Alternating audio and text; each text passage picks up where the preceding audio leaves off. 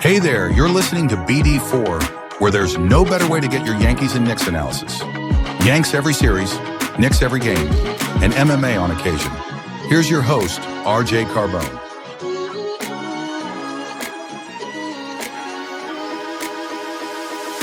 And a high drive in the left center field. Stanley's going to watch another one fly. Are you kidding me? DiVincenzo a three. Bang! Bang! Knicks take a Take this chance to apologize to absolutely nobody. At the wall. See ya! See ya! See ya! Mr. Nova. Anthony for three. Bang! That one goes down and the game is tied. Rose, you shook up the world again. I did it again. But God did it, man. I really just have To Brunson running away. Oh my! He has been the best player to put on that uniform. Ball game over. Yankees win. Yankees win.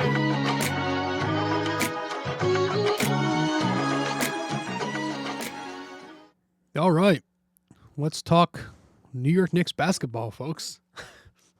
As the Knicks lose their they lose their third straight game. It's always funny, man. Like, I'm a victim of it. Shit, who am I to talk? Going on Twitter after like a loss and like your team faces a little bit of adversity for the first time in a long time.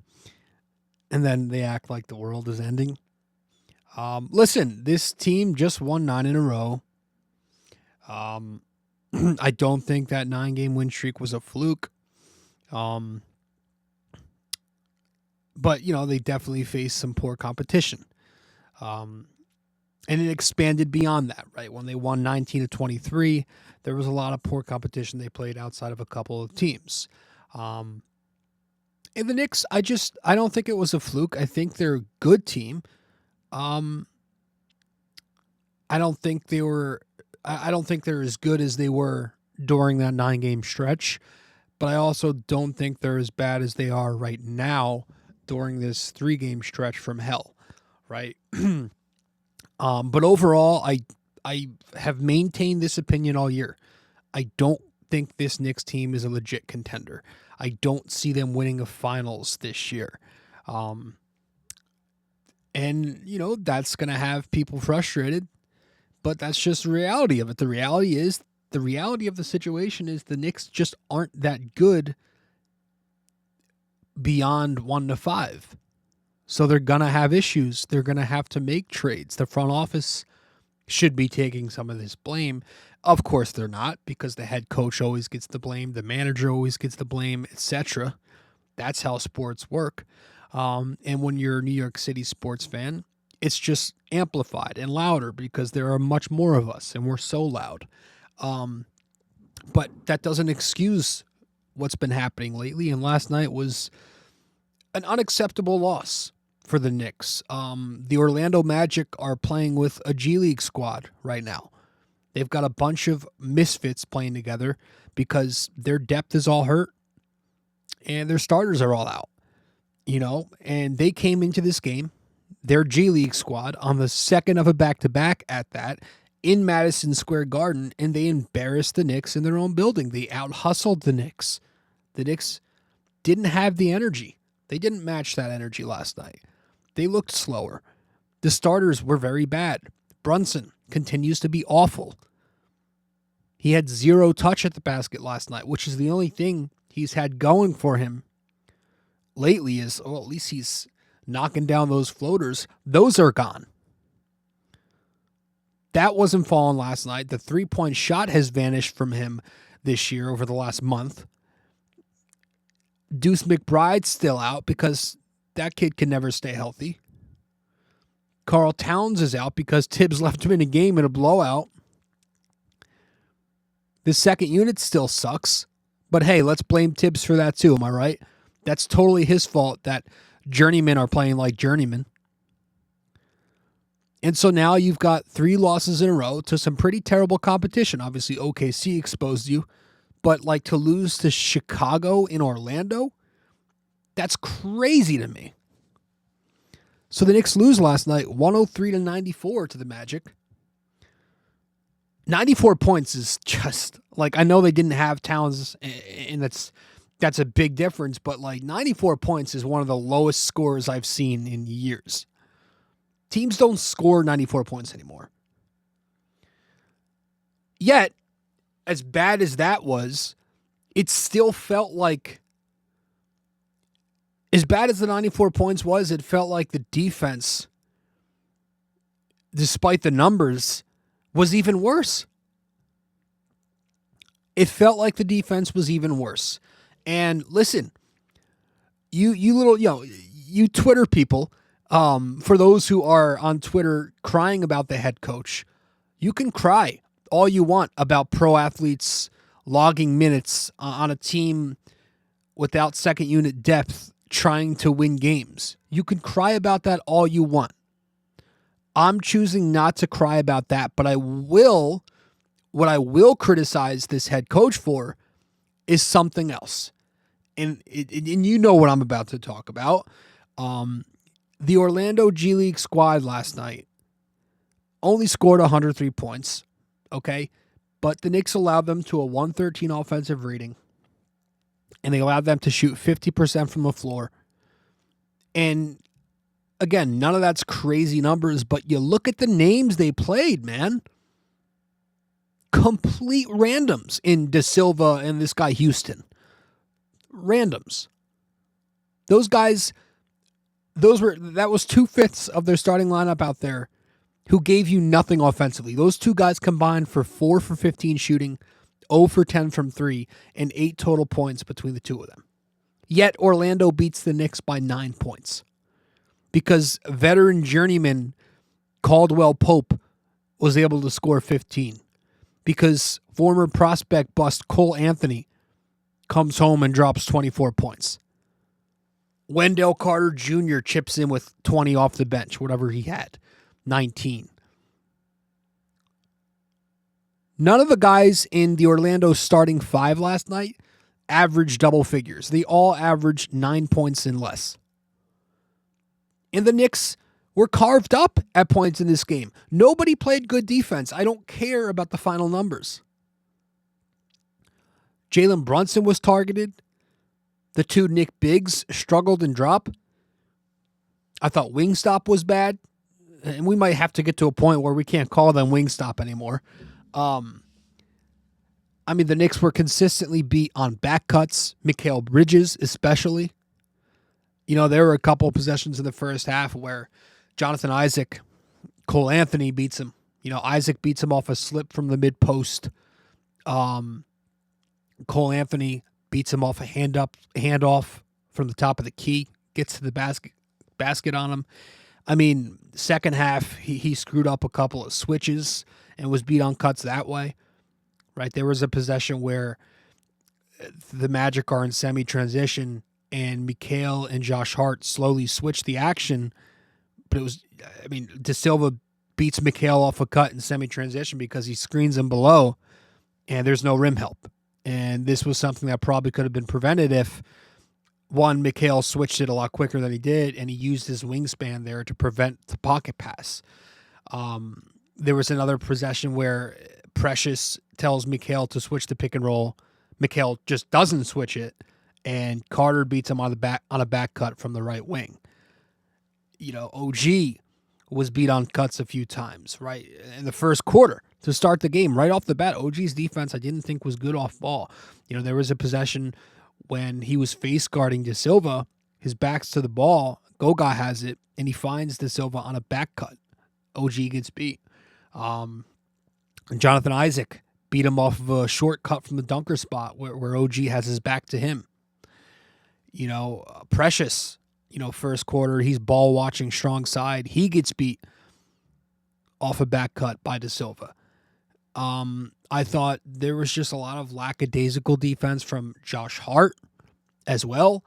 Jonathan Isaac outboxing Josh Hart, outboxing OG Anunoby, outboxing the Nick Biggs a couple of times, but there was at least 3 times last night, at least I counted 3 times where Josh Hart would help off the corner, or he stunted off the corner, or he just didn't close or recover, and it led to an open 3. I thought he made very slow rotations. I thought that turnover that led to the Jonathan Isaac corner 3 was a killer. Doesn't even bother to close to him. I know he's not a good shooter, but it's a corner. It's an open corner. Anybody can knock down an open corner today. Precious Achiuwa is shooting open corners. There was a possession where the Knicks misplayed that stagger between Hart, Mikal, and Jericho. That led to a Cole Anthony 3. I thought that should have been an easy switch for Josh Hart, but he took too long to switch it, and that just gave Anthony the open space. I thought the Knicks one-on-one defense was poor. I thought Mikal was eaten up by the Orlando wings. I thought he gave too much room at times. I didn't think he was physical enough. Lately, his defense is starting to slip again. Precious and Jericho, I thought were bad in one-on-one. We're going to talk more about that in a second. But again, they're just way too undersized to defend Carter Jr. I thought Brunson was sought out last night. He was hunted a number of times. Pick and roll, staggers, weak side off screens, transition. There was a Spain pick and roll. I mean, whenever the Knicks sent help, they were beat in rotation or beat on the roll because they couldn't retreat quick enough. And that's because Brunson was just being attacked, and there's nothing you could do about that. But really, what started to bother me was in this fourth quarter when the Knicks still had a chance to win the game, and they continued to get exposed in drop coverage. And I thought last night Precious Achiuwa and Jericho Sims were bad in drop coverage. 2 bigs who you probably shouldn't play drop coverage with. Third quarter was a tough time for Jericho. There was a possession where he was in drop with Brunson in the action, and it leads to a wide open Carter Jr. 3 because Sims had to help on a drive. He had to help. He had to bring help to Brunson. Fourth quarter, Precious Achiuwa was annihilated in drop coverage. Middle of the period, there's a play where Precious is in drop on the left baseline, and the kickout's made, and the Knicks they end up getting beat in rotation on a swing. Orlando swings it on the perimeter because the Knicks are in drop there, and they get an open 3. There were a couple of possessions later where Precious is in drop, and it just leads to a wide open Carter Jr. baseline jumper or a free throw line jumper that happened a couple of times. I don't get it, man. I don't get it. I don't understand why the Knicks aren't playing in aggressive coverage with Precious and Sims out there, right? These are 2 bigger wing players with long limbs and very quick feet. They're both extremely mobile. Their skill sets make them extremely capable of switching 1 to 5. They've done it plenty of times before, but Thibs exclusively uses them in drop. Both are too undersized to work at the basket. Brunson's too undersized to be on an island at the point of attack without help. Mikal's not doing a good enough job lately at the point of attack either. So just switch it, or hard hedge it, or blitz them. Who cares if Wendell Carter Jr. is going to be left in ISO on Jalen Brunson? You live with that.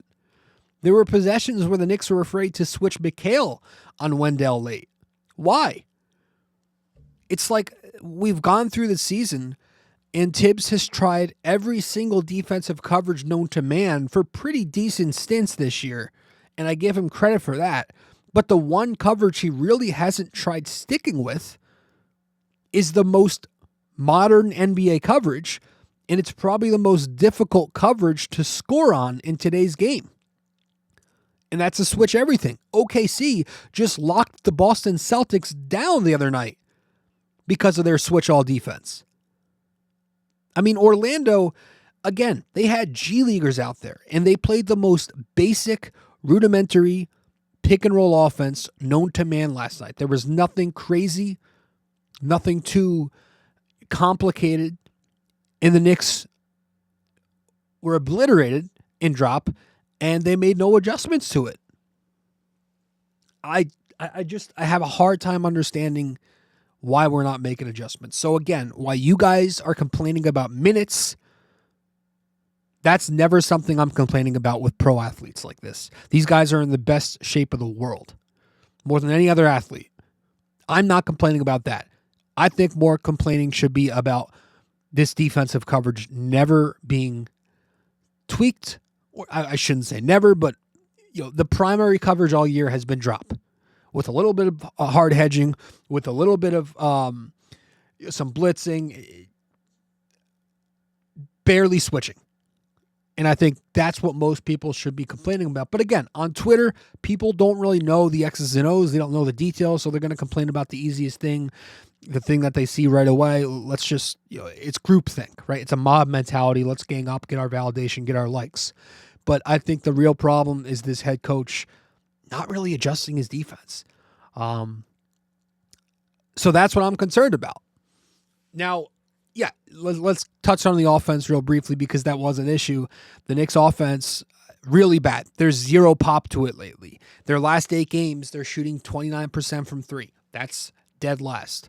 They're taking just 31 3-point attempts a game. That's dead last. They're only making 9 of those per game. That's dead last. Their 3-point shooting has fallen off a cliff, and that's supposed to be what they're best at. But they continue to be very uncomfortable against, here's one, switch defenses. And they continue to not be able to counter. Brunson's ice cold from 3 lately. He has not been knocking them down ever since that second half of the Pelicans game.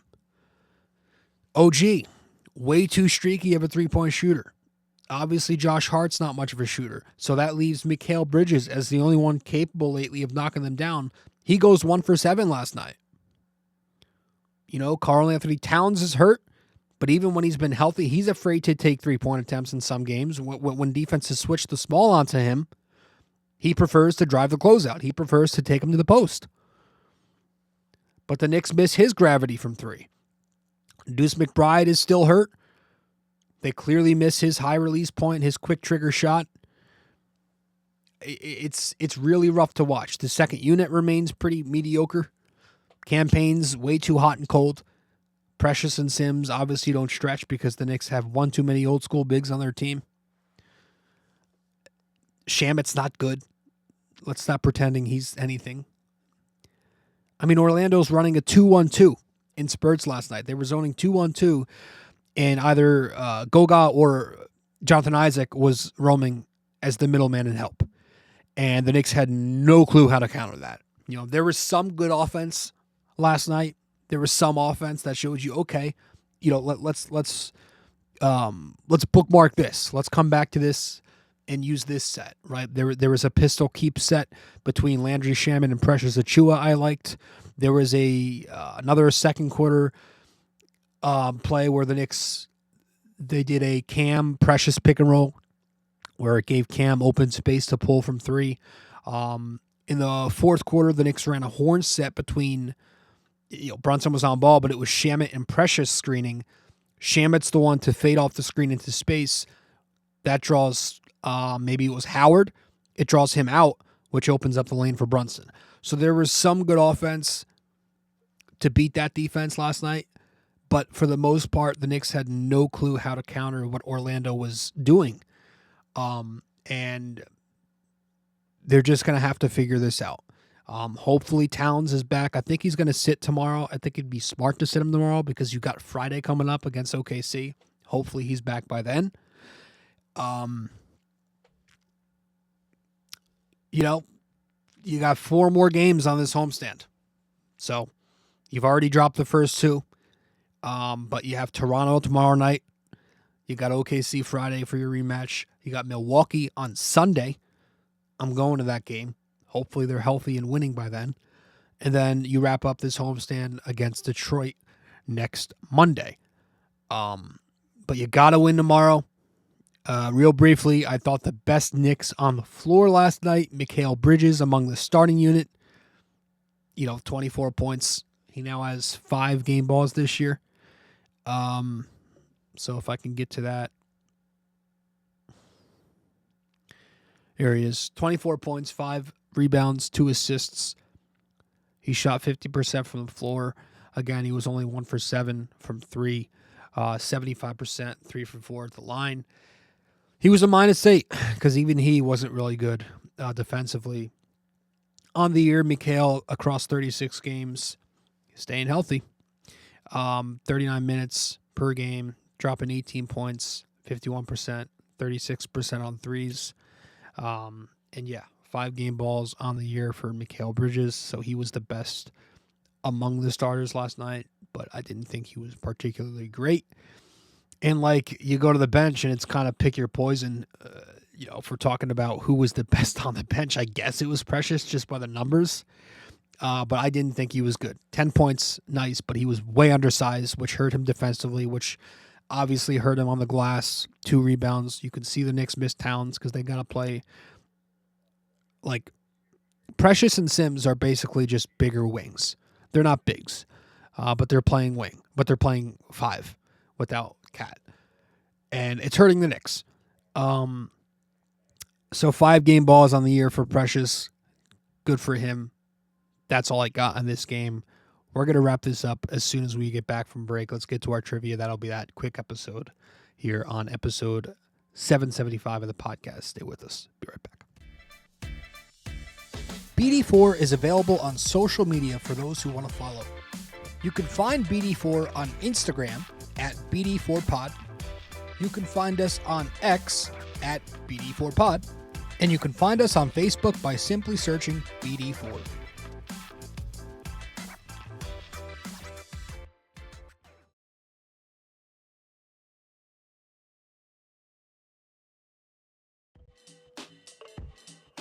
Hey guys, just a quick reminder, this podcast is also available in video format on YouTube. So be sure to go over to the YouTube channel, BD4, subscribe, like the videos, comment and tell me how much I suck or maybe how much you like the video. We'd very much appreciate it.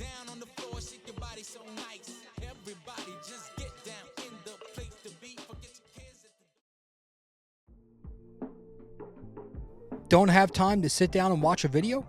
You can listen to BD4 on Apple Podcasts and Spotify. Don't forget to give us a 5-star rating and review on Apple Podcasts. And you can also watch the video format on Spotify too.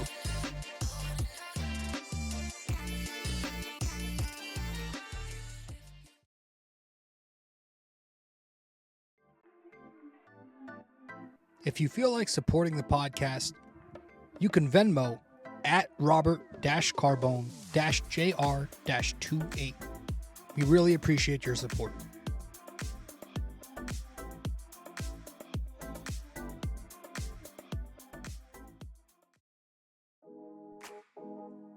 Do you enjoy Yankees baseball but are tired of hearing me yap? I have a suggestion for you. Go check out Yankee Crazy Podcast. Greg Gill is a Yankees podcaster on Apple Podcasts and Spotify. And he's now selling merch. Go to yankeecrazy.myshopify.com.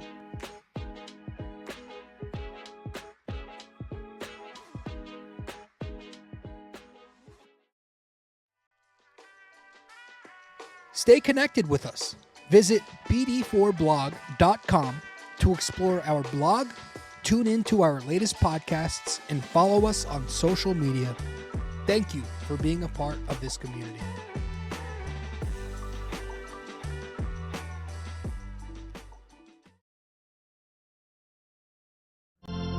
All right.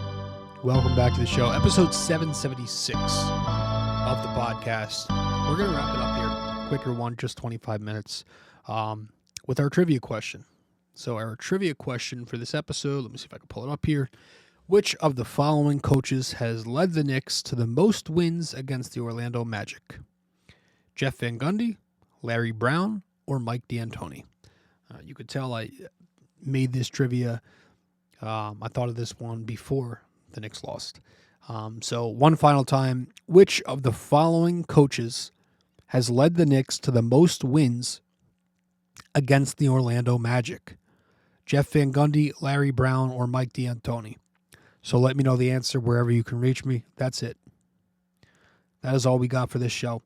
The Knicks lose 103-94 last night at the Garden to a terrible Magic G League squad. Just terrible. And they got outclassed. So that's that. Hopefully they figure their shit out very soon, or else this team's going to be in some big trouble. But as for now, just some adversity, hoping you can bounce back tomorrow night against a really bad team. And trying to think who it is, because I know it's a bad team, but we just talked about who it was. Oh, Toronto, a really bad Toronto team. Yeah, that needs to be a win. And then hopefully you can slide by that game without Cat. And then hopefully Towns is back. We'll see where Deuce is by Friday. That's a big game Friday. But please decimate this Raptors team. There's no reason to make this 4 in a row. That's all. Later. Thank you. I'll see you all soon. Well, if you made it this far, that means you listened to or watched the entire episode. Thank you. Just remember to follow, subscribe, download, rate and review, and all that fun stuff to help out the podcast. And I will see you in the next episode of BD4.